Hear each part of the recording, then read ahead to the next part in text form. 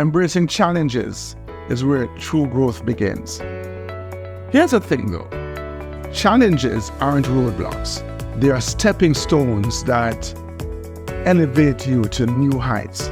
Every time you face a challenge, you're given an opportunity to prove to yourself just how capable and resilient you are. It's actually in these moments of struggle and uncertainty that your strengths are forged, your character is built, and your potential is unleashed. So embrace challenges, because when you do, you're saying yes to growth, yes to learning, yes to becoming the best version of yourself. You're actually stepping out of your comfort zone, man, and into a space where transformation happens.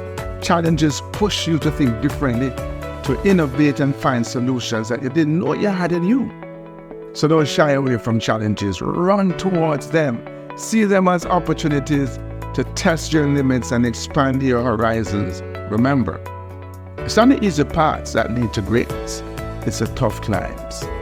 So embrace the struggle, trust the process, and know that every challenge you conquer brings you one step closer to your goals. Keep on pushing.